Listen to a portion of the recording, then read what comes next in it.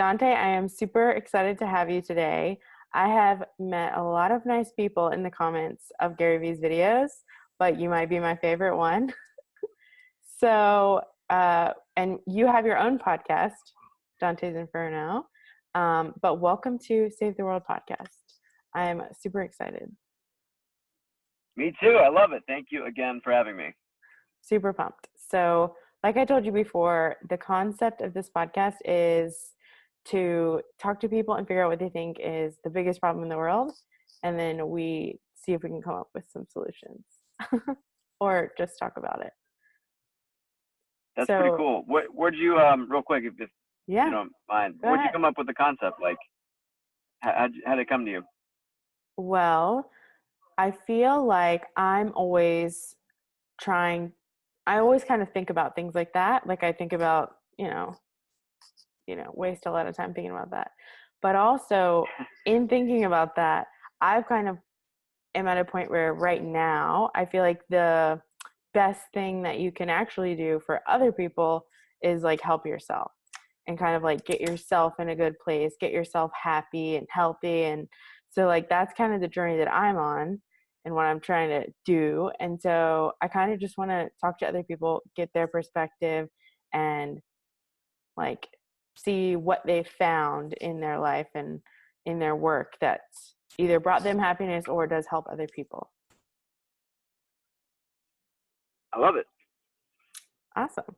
Well, I know you're like not afraid to like try new things. Like when things aren't working, just like get rid of them. Like you're not afraid to switch it up. So I always like really admire that about you and following all your content.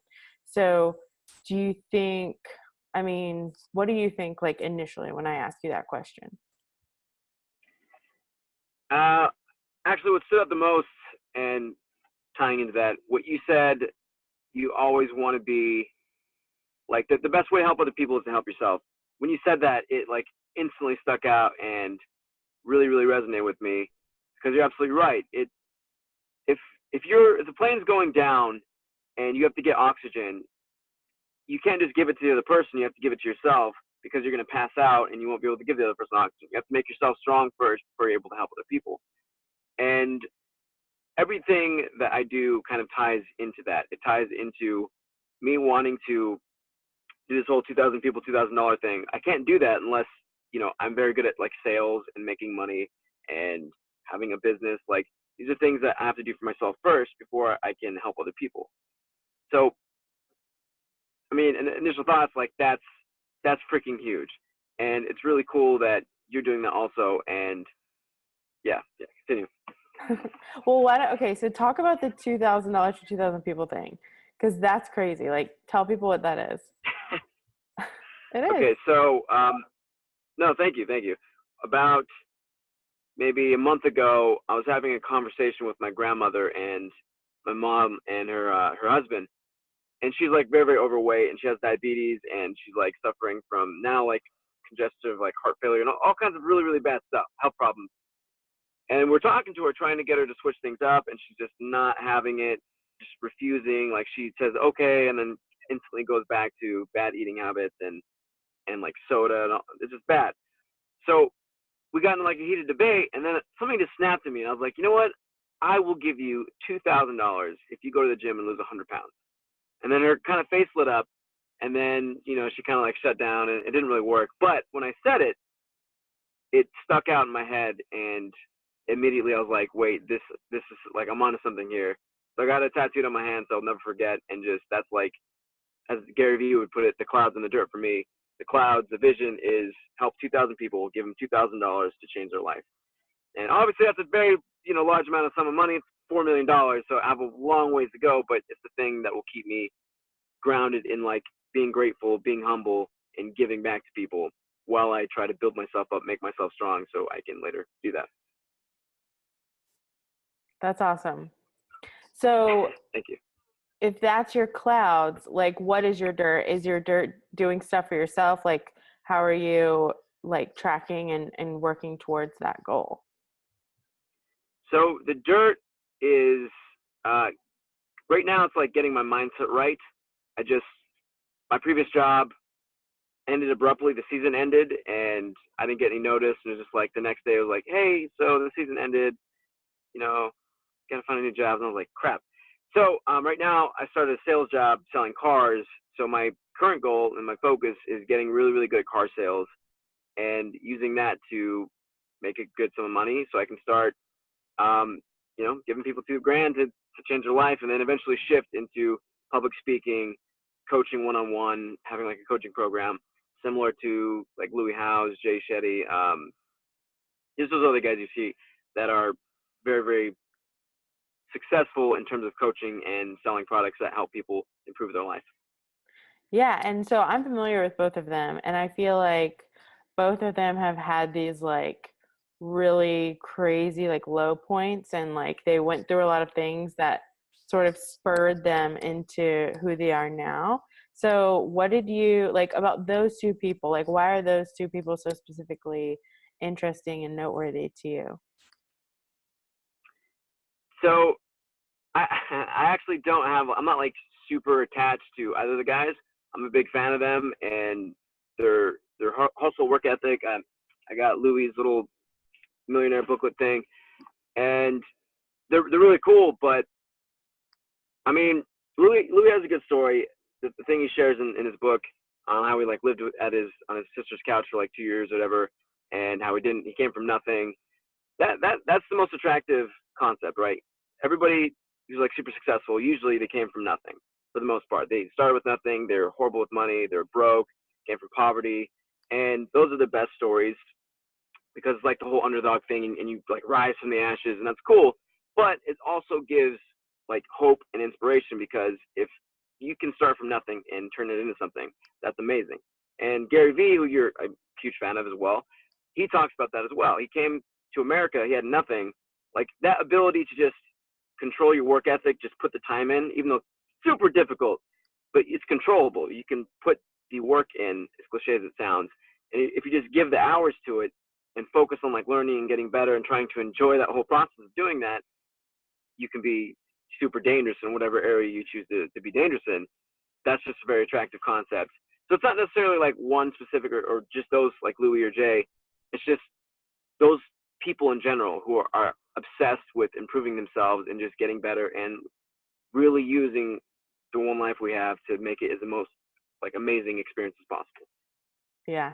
And so I like how you are now focusing on sales, it sounds like, because you know later you need to be able to sell. So how is that going? Like what's the experience so far? So right now I'm just shadowing other salesmen, and then I have the training boot camp for car sales for like 2 weeks that starts Monday. I did 2.5 years worth of sales before for a self-development / dating company, and I sold $10,000 products, $3,000, $4,000 products. It was cool, and I really, really loved it. It's just like my quick take on sales, like if you have a product that you believe in that helps people, that is the shit for me. Like if I'm not connected to the product and I can't really emotionally feel and resonate with it in helping other people, like I can never screw people over or sell like a product that doesn't work or it's ineffective. Yeah, that's my little take on sales. That's awesome. So I know you have also an obsession with beets and eating healthy. And like you always post these pictures of eating healthy and you're like, this was not that expensive. Like you have no excuse. So can you tell me a little bit about health? And like, I know you talked about your grandma, so I'm sure that that's sort of something that motivates you. Like what else kind of motivates you health wise? Yeah, for sure. My dad is the one who got me to switch my health up in major ways. He was like about 300 pounds overweight. He was about to lose his feet to diabetes and neuropathy. His like nerves were dying and it was excruciatingly painful. So he went on a fast, water only fast for about 21 days, ate nothing, lost a good amount of weight, and then completely shifted his diet to eating nothing but like raw fruits and vegetables. Sometimes it's cooked, but mainly raw fruits and vegetables. Like no soda, like no, freaking McDonald's restaurant pasta, none of that. And seeing that from a young age was just huge. And having it be someone I was so close with, it rubbed off, and he would constantly talk to me about it and explain it, and was kind of patient with me, explain the process and why it's so important to get your help handled. And then I kind of like started reading books and adopting what he was saying over time, over like years.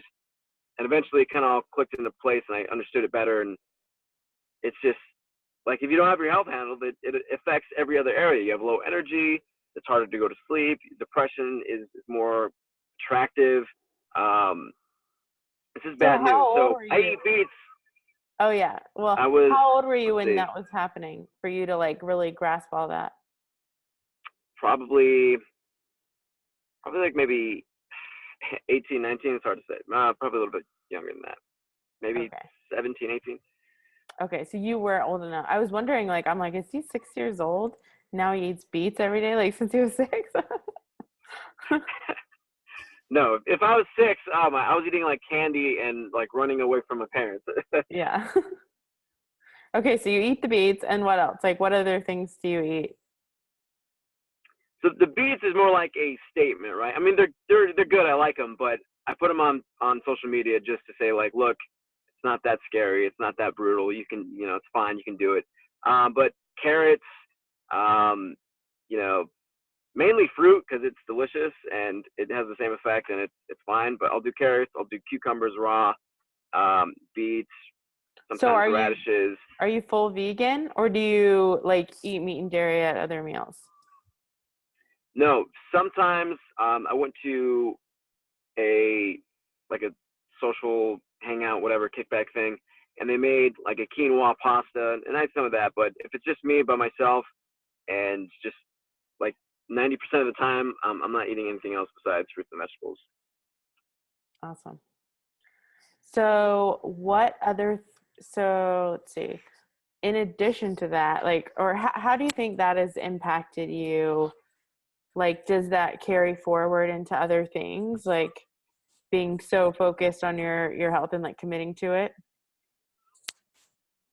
Yeah, there's definitely like the willpower aspect. So when I fast, it's not like fun. Like I'm not eating for the whole day, so it's like very challenging. I'm in like an irritable state. So doing that consistently, having like a strict diet, it translates over to other stuff. Like you're more disciplined, you're more able to focus and have like more willpower. But it's also just the mindset of like taking care of yourself, and kind of like cleaning the car out or cleaning your room, like keeping your environment, keeping your mind, your thoughts, your body all positive, all a sense of like well-being, and just taking care of yourself. I think it's important across the board.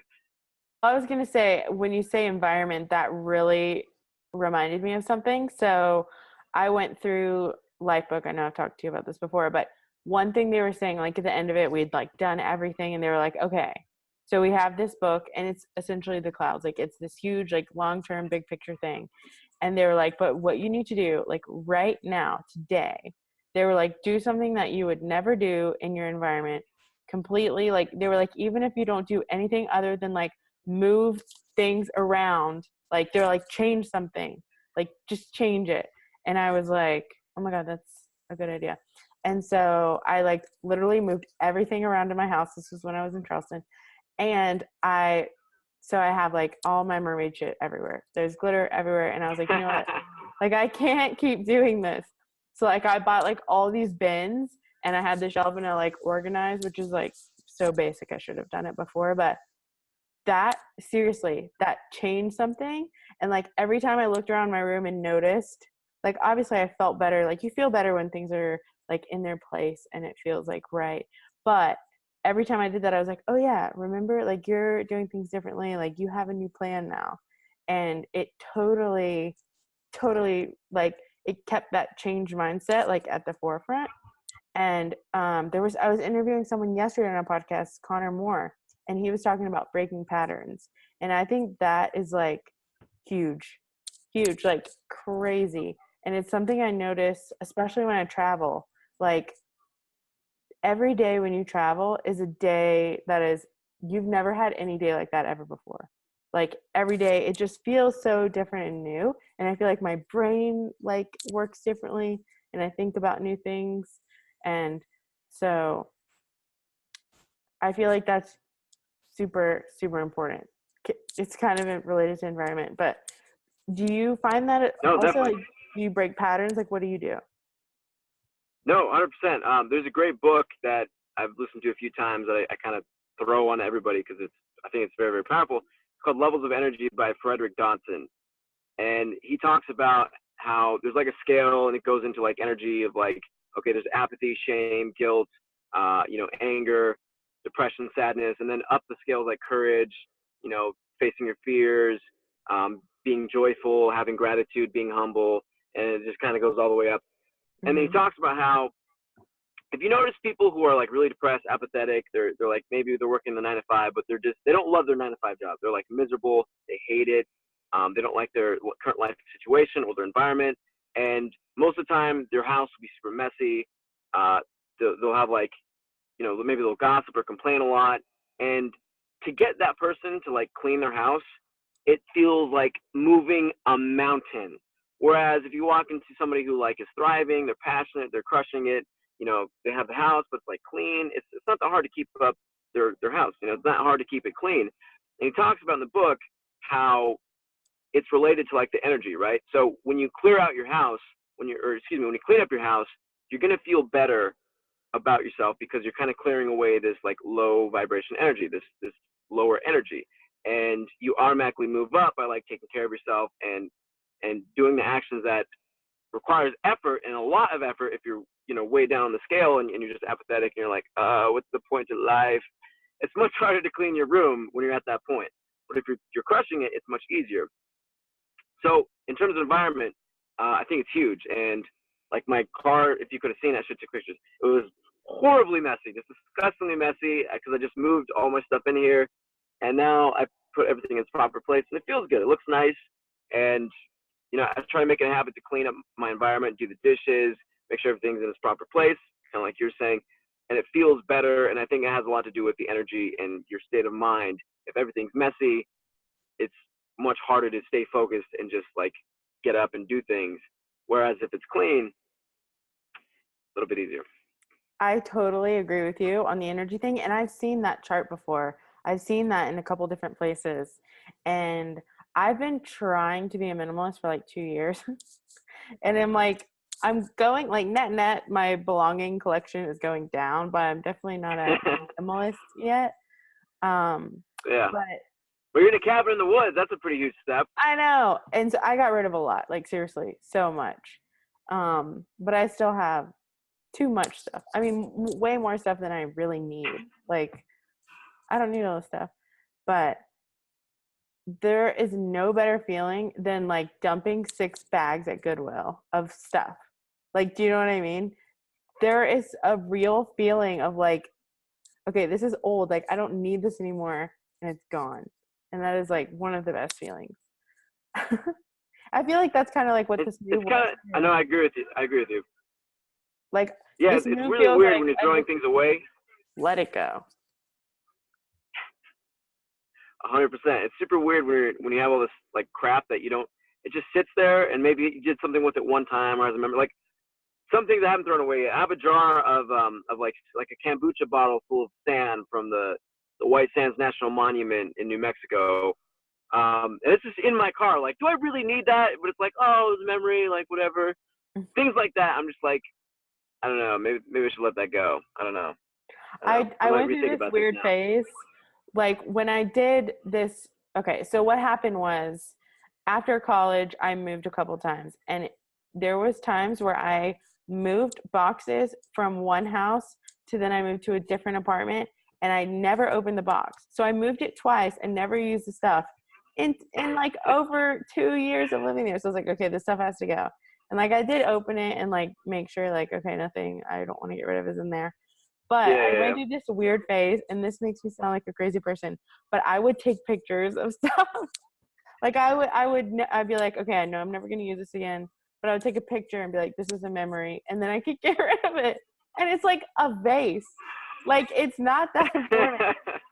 But I was like, that was like my first kind of like major purge. And like, that was Yeah. something that helped me get through it. No, that's super interesting. Taking a picture of it. I'm like oddly sentimental. And so I know I don't need it, but I was like, had this emotional thing. So I like took a picture. So there's like a lot of weird pictures of like books and like weird hats and like, but it just made me feel a lot better about getting rid of it. That's interesting. Maybe So I might maybe try just that take a with the bottle. Yeah, take a sand. picture of that sand and then throw it away. You'll never That's forget. like God, it's so meta. It's like a memory in a memory. Yeah. And you'll remember that you threw it away and you'll feel really good about it. Okay. So I know you post a lot about reading. What kind of books do you like to read, and like what are some of your favorite books that, or like most helpful books for you right now? Okay, to answer the first one, I love reading, but I also hate reading like hardcover books Uh-huh. because it just requires so much focus, and my attention span is just split across the board. So Yeah. I do a lot of audiobooks. The ones I'm listening to now that have been the most helpful is Levels of Energy by Frederick Dodson, Hannibal and Me by, I'm not sure. You'd have to just look it I'll up. look It's it up. Hannibal and Me. It's like an orange cover. And let's see, the third biggest one would probably be,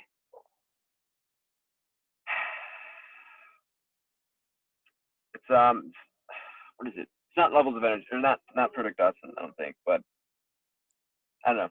I'll hit you up after on Instagram if I can remember. But those two for sure. Hannibal and Me is phenomenal, and Levels of Energy really shifts how you think about like seeing people complain, negativity, certain events in your life. It reframes it in a different way by using that scale. So you go, oh, that person's doing that because they're vibrating at like this frequency. And it's very like Mm-hmm. esoteric and kind of out there and vague. But if you can get past that and kind of just strip it and just get like the scale part and kind of use that to kind of navigate life, I think it helps a lot.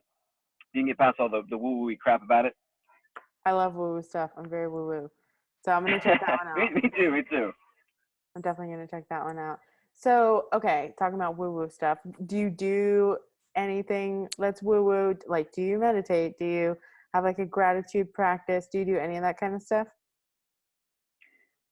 I used to do a lot of meditation and for a while, but I didn't see like the results I wanted. And I took a live program with Julian himself as his handle on Instagram.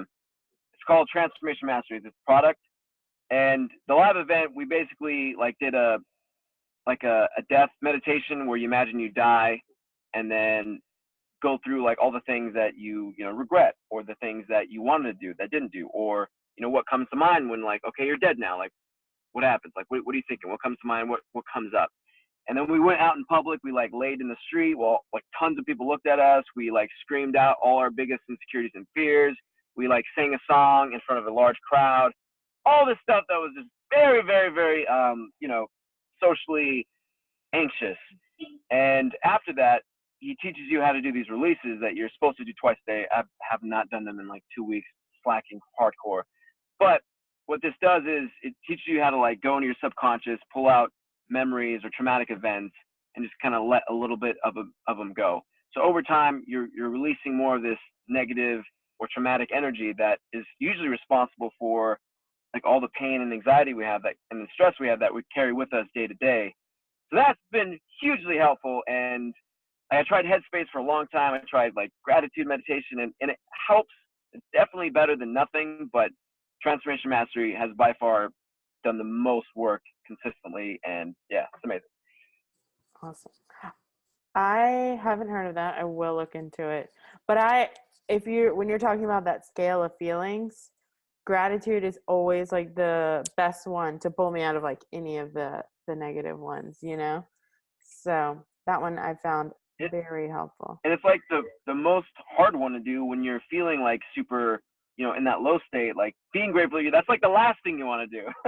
Well, I turn it in. I mean, sometimes I pick like stupid things, or well, not stupid, but like I can't think of like a good example, but like I find the small. So like something really annoying is happening. Like I find myself getting Yeah. really, really frustrated. I just stop and I'm like, wow, look at the sun. I love how the sun is shining right now. The sun is so beautiful. You know what I mean? like just the most basic, simple things. And that, I mean, that'll pull you out of it like so quick, out of your like, you know, frustration. 100%. Have you heard of Eckhart Tolle? Yes. I haven't, I always hear people reference him, other like woo woo people that I'm really into, but I haven't read his books. Have you? Power of Now. Go read Power of Now. It will Power of blow Now. your mind. Okay. I see that one all the time. Especially if you like the woo-woo things, you'll love it. Okay. I'm going to do it. I get that. I hear that one a lot, like recommended and referenced. So, all right. So let's go back to the main question. The biggest Cool. problem in the world, or what is like the biggest problem in your world? Those are very different things. Okay, Those in are my different world, questions. let's see. Okay, in my world, the biggest problem I'm facing is like self-sabotage. That's the thing I'm running into the most right now, and I'm trying to figure out why. Like, I'll be in these waves, these states, these moods of like, okay, getting things done, on top of it, crushing through fears, crushing through barriers, and then I'll just like flip and do like a 180 and just like not take opportunities and like, don't go for it, or find ways to like, shoot myself in the foot when it comes to like taking opportunities. And I'm just like, why does that happen? Like, why can't I just be in the state of like go go go go go? And I get it, you got to rest too and maintain your health, and that's fine. But like, I want to get to this place where I'm just executing and just pushing through things and not slowing myself down. Like, if outside things are slowing me down, okay, fine. But I don't want to be like, you know, destroying my own success because of my own like internal, demons or whatever. So I'm trying to really pinpoint what's going on and like let it go or work on it or whatever I need to do. And it's very, very extremely difficult. So that's my biggest problem right now that I'm trying to work on. Wow. That one. So you're finding that one in business. I find that one in my health all the time. Like that's my like Really? big, yeah. Okay. So I was talking about this too the other day on a podcast with Sarah. And so I have had like awesome coaches and like awesome people helping me, giving me great advice. And like I read, like I know, like what works. And ice cream is obviously not a good idea.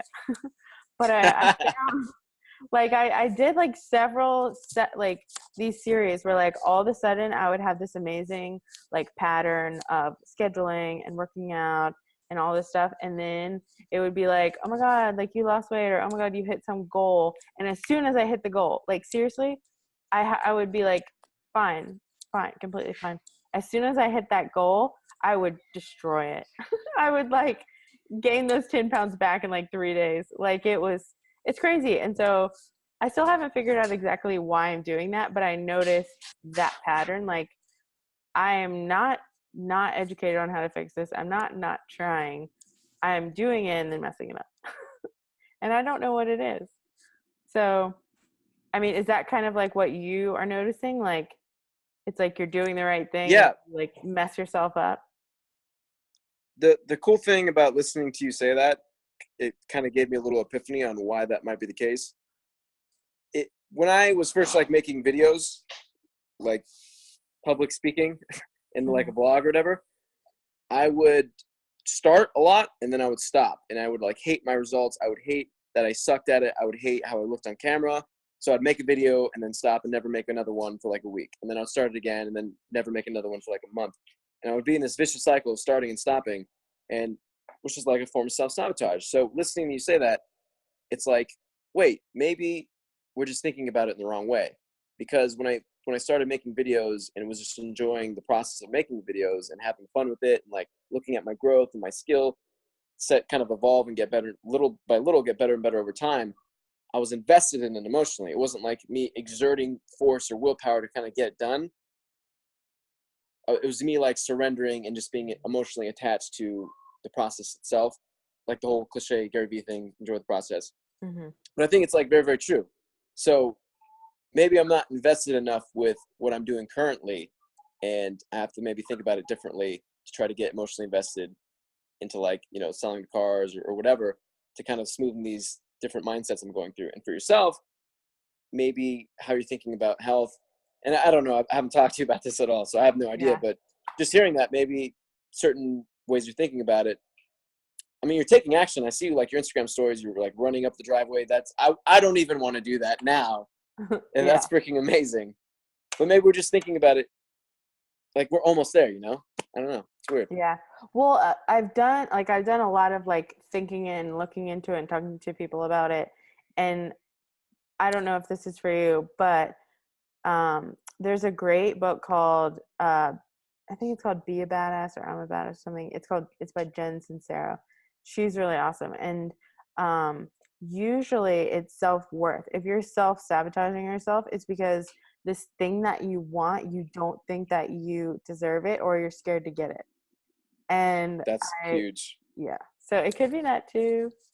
Not 100% sure. But so that's something That's even more scary. I know. Because it's like you're scared of what you really want. But so I've been trying to figure that one out. And that's one reason I wanted to start this podcast, because I feel like there's so many things that like I can just do. And it's just, I just do it. I'm like, oh, I want to do this. I do it. It's so simple. And then other things, like specifically around health, for whatever reason, it is the hardest thing for me. And I've been working on it for like years and years. And I'll go through, like I said, I'll go through and just get, you know, super jacked, super healthy, like no ice cream for like years, and then just, you know, tank. So Ice cream it all up, yeah. I mean, I love ice cream. Let me real quick, after this podcast, let me talk to my dad about you and have him give you a call if you're totally open to that. And maybe you guys can have a conversation about, you know, what he went through, losing the 100 pounds, what he did, how he got to that place of thinking about it differently, because he was eating like cookie dough, like candy, literal gallons, drink every day, fast food, Jack in the Box, Taco Bell, Denny's, every single day. Went from that to now loving eating fruits and vegetables, fasting 3 days, you know, like a week. So maybe you can help if you're open to that. Yeah, sure. Tell him. Cool. I'd love to talk to him. So, okay, we've talked about your clouds and your dirt. Like, what is your like next step? You said you're working on sales and you're building up those skills, and then where do you want to go from there? Like, what's that intermediate between $4 million and now? Great question. So mastering the car sales, getting good at that's challenging itself. But once I do that, make some cash, I want to transition into this company that's on my wrist, Real Social Dynamics, who the guy, Julian himself, he has the program Transformation Mastery we talked about earlier. He works for the company as well. And I want to do public speaking and self-help coaching. That's the transition. And then from there, use that as my base to make more money and then be able to make, you know, 4 million to give to other people and change their life. That's like the legacy I'm shooting for. So car sales, step 1, step 2, transition into public speaking, self-help coaching. And then step 3 is just give all the money away. Okay, so it sounds like what you really want to do is help people. And why do you want to help people? And like, what do you want to help them with? So that's another great question. I really, really, really, really, really, as cliche as it sounds, love the feeling of like giving. Most people, you can say for sure, I'm totally aware, but like when I have extra money or something, I will literally like find a homeless guy and like just walk up to him and be like, yo, you hungry? What's going on with you? Just get his life story, buy him a bunch of shit, give him money. When I was in Mill Avenue here in Arizona, if you've ever been in Arizona, I have like homeless people who kind of like play guitar, and I'll just go up to them, give them like a 20 or a 50 just to play a song with them, and then, you know, be on my way. I love that feeling. But I also realize that it's kind of like a weakness too, because I'm not so strong first. So that's why I'm focused on like making money, getting that down, getting sales down, so I can then give it all. But I just love the feeling. It's like the best high in the world. I love seeing other people succeed and grow. That's why I'm so obsessed with self-help and like doing the podcast, like having you on, being on your podcast, talking about self-help, just getting more people inspired about like, yo, you don't have to, like, your life can get better. Like, you can have what you have in your head. You can make that happen. Like, for sure, it's hard, and it's not like just snap your fingers and you have it, but you can take steps. And if you just put in the hours, it's worth it. Like, your quality of life raises. How you think about things, you're happier, you have more joy, you have more gratitude. Like, everything is just on the up and up, and that's amazing. And I want to give that to as many people as I can and talk about it as much as I can. Well, I love that. I think that's awesome. And I like giving too. It feels super, it's the best feeling ever, basically. Best feeling ever. And that's kind of why I want to start this podcast. Like, I want to help people, but I know I need to help myself. So I'm trying to figure all my shit out. And then hopefully other people can figure theirs out too. Win-win. Win-win. So thank you so much for being here today. Where can people find you online if they want to talk to you? No, thank you for having me. This was freaking amazing. I love talking to you, and yeah, it was stellar. You can find me on, if you go to www.takeactionlifestyles.com, that has every single social media outlet you could find me on. And I don't sell anything. Like, all my stuff is free, and I just want to have more conversations about this and just get more people talking about self-help and improving themselves. So no right hooks coming from me, just content and like me trying to document what I'm going through. And Kate, thank you so freaking much for having me on. This was a lot of fun. I enjoy talking to you, and yeah, you're just an awesome human being.